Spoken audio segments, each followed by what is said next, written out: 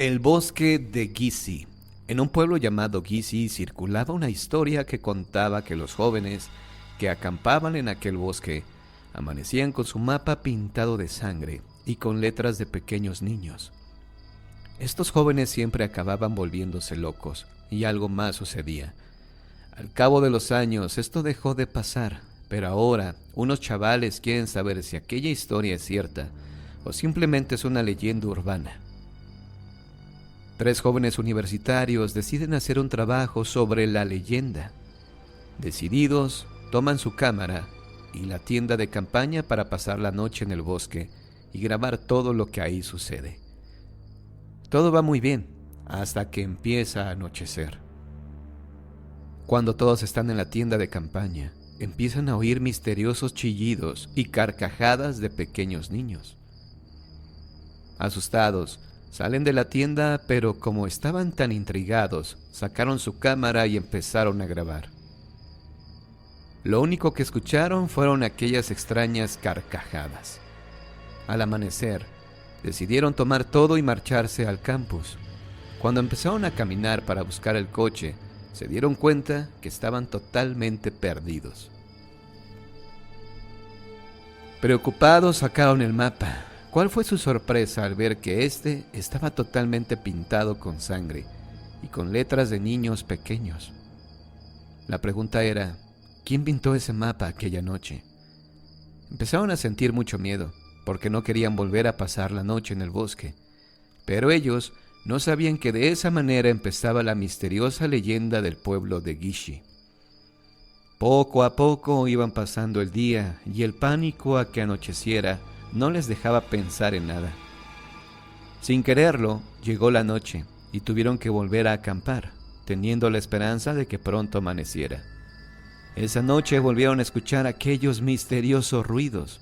Con la cámara en mano, escaparon de ahí, adentrándose en aquel frondoso bosque. Al mirar hacia atrás, vieron que faltaba uno de ellos. Los otros 2 empezaron a llamarle, y mientras esperaban su respuesta, solo oían aquellas carcajadas de los niños, como si estos supiesen dónde se encontraba su compañero perdido.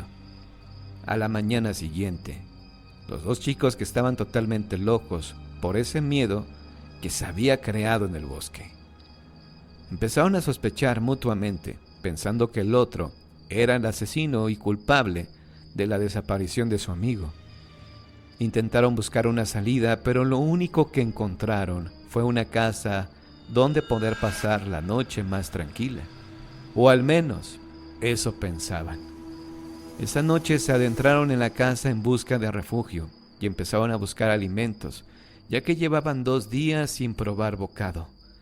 Al no encontrar nada ni a nadie, bajaron al sótano, y ahí descubrieron a su joven amigo rodeado de pequeños niños que cantaban felizmente. «Ahora os toca a vosotros». Al oír esto, los 2 chicos salieron despavoridos del sótano, pero era demasiado tarde.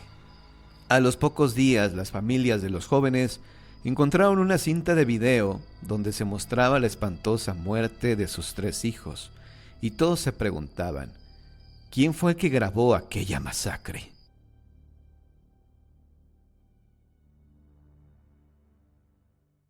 Demetrio y la niña quemada. El viejo reloj cucú de Demetrio marcó las 10 de la noche mientras éste apagaba las lámparas de aceite alrededor de su casa para ir a dormir. Había sido un día muy pesado. Pasados 8 minutos después de que el reloj le diera la bienvenida a las 10 de la noche, cuando ya Demetrio se acomodaba en su cama de paja, se escuchó tocar la puerta. Se escuchaban lentas y pesadas aquellas tocadas, como si quien las diera estuviera sufriendo mucho al hacerlo. Demetrio, algo extrañado, encendió la lámpara que descansaba a su lado en la mesa de noche, y fue destinado a abrir la puerta. ¿Cuál fue la sorpresa de Demetrio al abrirla? Alcanzó a ver por el brillo que emanaba de su lámpara a una niña de no más de 7 años, totalmente quemada, que le decía: «¡Agua! ¡Agua, por favor! ¡Agua!». Demetrio, con el corazón casi saliéndole por la garganta, cerró la puerta de un azote, cerró las ventanas y casi infartado se acostó a dormir. Al día siguiente, exactamente a la misma hora, sucedió lo mismo cuando Demetrio ya se estaba acomodando para dormir. Fue por eso que al día siguiente se lo comentó a un amigo que vivía cerca de su casa, y este le recomendó ir a que una señora espiritista que tenía un pequeño tarantín a las afueras del pueblo. Demetrio, que no creía en esas cosas, decidió ir con el objeto de darle fin a aquella molesta situación que le espantaba el sueño todas las noches. Salió temprano, cuando a lo lejos observó el tarantín rojo donde hacía su trabajo aquella vieja bruja. A la señora le dio una fuerte corazonada cuando vio entrar a Demetrio, pero no le hizo caso. «Bienvenido, ¿qué desea?», preguntó Madame Lalou a Demetrio, quien le contó lo que le sucedía, y ésta comenzó a llorar. Le explicó que esa niña era su sobrina, que había fallecido en un incendio a las 10:08 de la noche. Ella estaba dormida y tenía sed. Toda su familia falleció en ese incendio, pero es el alma de mi sobrina María el que vaga, pidiendo un poco de agua. Demetrio, aún con los pelos erizados, preguntó: «¿Y no hay forma alguna de hacer que se vaya, que no me moleste más?». «Sí, sí hay una forma», dijo la anciana. «Cuando la niña se aparezca de nuevo por su casa, sencillamente ábranle la puerta y dele un poco de agua. Es la única forma de que deje de molestarlo». Ese día Demetrio padeció un escalofrío constante a lo largo de su cuerpo. Faltaban 8 minutos para las 10. Demetrio se ponía las manos en la cabeza y sudaba a litros. De repente se escuchó el crujir de la paja seca y... Demetrio brincó, corrió a la cocina y tomó agua fresca en un tarro que ya tenía preparado para ese momento. Abrió la puerta y ahí estaba aquel cuerpo casi amorfo a causa de las llamas que la cobijaron aquella noche. Aquella misma hora... «¡Agua, por favor, agua!», suplicó la niña. Ya con el tarro en la mano y sin pensarlo 2 veces, Demetrio le sirvió agua que la niña bebió en un segundo. «¡Más, por favor!», le dijo la niña de nuevo. Este le sirvió de nuevo. En los ojos de la pequeña niña, Demetrio distinguió perfectamente, como si fuera una película, el momento en que la niña se quemaba. Un frío intenso heló la piel de Demetrio, y en los ojos de la niña aún se reflejaba el momento de su tragedia. Ya acabado el tarro, la niña se volteó y se fue, atravesando los matorrales, atravesando el bosque como si flotara, hasta que se perdió de los ojos de aquel asustado hombre. Se volteó y se acostó. Su cama se encontraba hirviendo, como si fuera el infierno propio. Al día siguiente, cuando fue a buscar leña para su consumo, observó parte del bosque totalmente quemada, del cual obtuvo un exquisito carbón que vendió en el pueblo y que le dio mucho dinero. Dicen que de esta forma aquella niña dio gracias a Demetrio por saciarle su necesidad y así poder descansar en paz.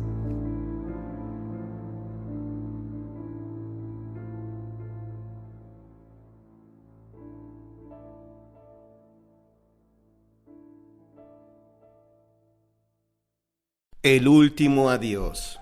Toda mi historia ocurrió en el año de 1991. Por aquel entonces tenía 20 años para cumplir 21. Mi abuela, que vivía con nosotros, se rompió la cadera al caerse de una silla.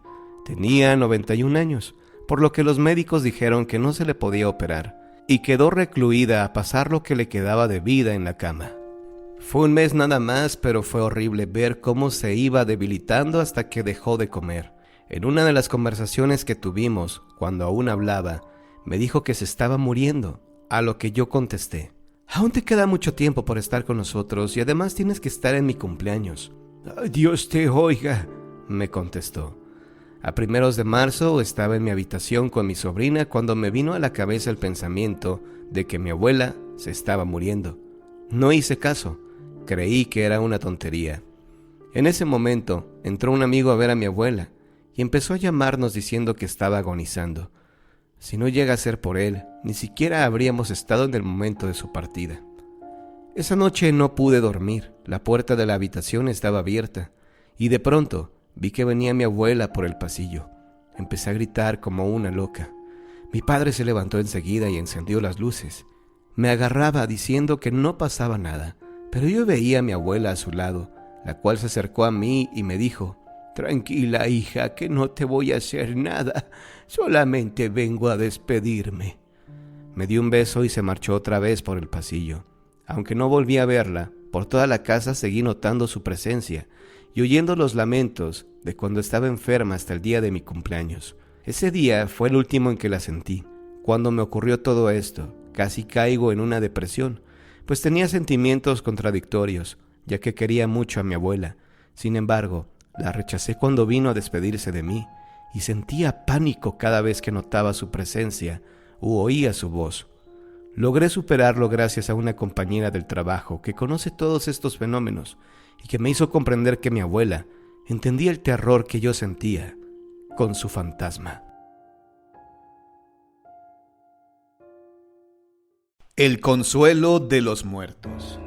Esta historia trata de una joven, hija de nobles, que una noche se fue con otras 2 amigas para dormir juntas. Esta joven vivía en un cortijo enorme, casi como un palacio. Esa noche se supone que iban a estar con su abuela, que estaba muy enferma, pero esta tuvo que marcharse al hospital dejando a las 3 muchachas solas en el cortijo. Aquella no fue una noche nada agradable. Además de lo de su abuela, estaban en pleno mes de julio y una gran tormenta de verano caía sobre su comarca. Asustadas por los ruidosos truenos que rompían contra las montañas cercanas, decidieron cogerse de las manos para pasar mejor la noche. Era un dormitorio muy grande, con 3 camas cada una al lado de la otra, con una ventana a la izquierda y la puerta a la derecha. Era tan grande que dejaba un buen espacio entre ellas, pero a pesar de eso llegaron a tocarse las manos, cosa que las ayudó a pasar mejor la noche. Al día siguiente sus padres volvieron trayendo con ellos a la abuela, algo extenuada, pero mejor que la noche anterior. Y su hija empezó a contarles el miedo que habían pasado y cómo se dieron las manos para tranquilizarse. Entonces la madre rió y les dijo que había demasiado espacio entre las camas. Las muchachas, con incredulidad, la llevaron a la habitación para demostrarle que sí, pero al tumbarse e intentar darse las manos, descubrieron que les faltaban casi medio metro para tocarse. Entonces la abuela se incorporó y dijo: «Quizás había alguien más que buscaba consuelo anoche. No solo los vivos tienen miedo».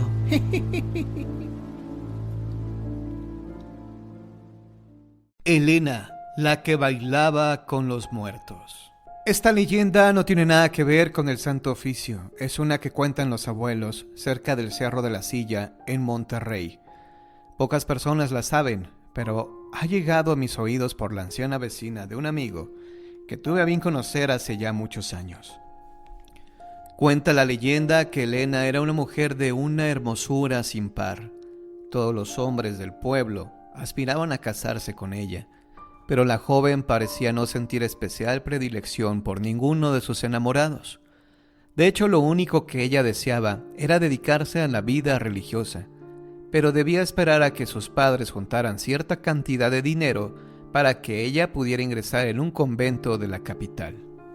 Eran inútiles todos los regalos, ruegos, serenatas, detalles e invitaciones que los hombres solteros del pueblo gastaban en ella, pues parecía no prestar interés en nada, excepto en lo tocante a su grupo de catecismo y las misas de cada domingo. Para ella, el único sueño era poder entrar por fin al convento y dedicar su vida a la gloria del Señor. Lamentablemente, uno de aquellos hombres que la pretendía comenzó a tener un sentimiento de odio por ella. Con el paso de los días se convirtió en rencor y se decidió tenerla en contra de su voluntad. Pero la muchacha nunca caminaba sola por las calles del pueblo, pues siempre iba acompañada de sus 2 hermanos que la cuidaban y veían por ella. Pensó y pensó aquel hombre en la forma de llevar a cabo sus maléficos planes, pero nunca permitiría que una mujer se burlara de su orgullo. Quiso la mala suerte que un día se topara con una bruja que hacía pócimas de amor. El hombre por fin pudo acercarse a ella. Las hierbas y los menjurjes, los hechizos pronunciados, habían dado el efecto deseado, y en muy poco tiempo la mujer fue suya. No fue necesario casarse con ella, Por el efecto de las brujerías, la muchacha había sentido repentinamente un enamoramiento falso, una pasión desbordada por aquel hombre que no hacía más que burlarse de ella y tratarla mal para compensar todo lo que él había sufrido por ella antes de comenzar a odiarla. Un día el hombre se fue del pueblo sin avisarle, y así, de un momento a otro, Elena andaba como un fantasma dentro de su casa. Su familia empezó a preocuparse, pues comenzó a adelgazar. No quería salir de su casa y solo lloraba y lloraba por aquel mal hombre que la había utilizado como un objeto del que se había cansado y había optado por abandonar. Los padres se enteraron de que jamás podría ingresar al convento, pues ya no era pura, y le echaron de su casa cruelmente, sin que ella se hubiera repuesto siquiera de su enfermedad. Anduvo vagando la pobrecita por el pueblo, sin saber dónde guardarse de la noche y de la gente que la miraba burlona. Fue a parar a un enorme zaguán de madera muy viejo, donde una anciana le invitó a entrar para pasar la noche. Le dio algo de cenar y comenzaron a hablar.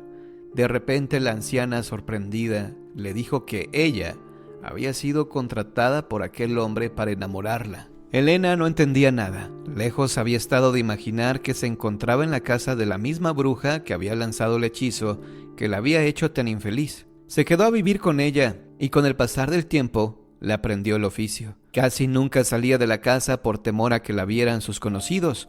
Solo de noche iba por los mandados que la bruja le asignaba, pero casi todos ellos eran cerca del campo o en el cementerio.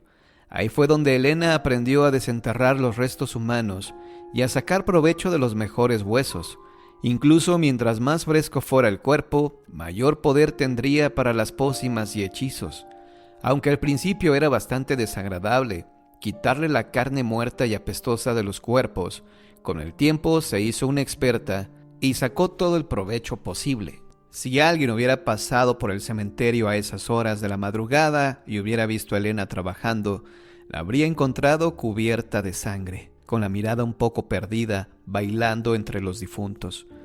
Se contaba que una mujer loca salía a saciarse de los muertos, les arrancaba los ojos y danzaba con sus miembros a la luz de la luna.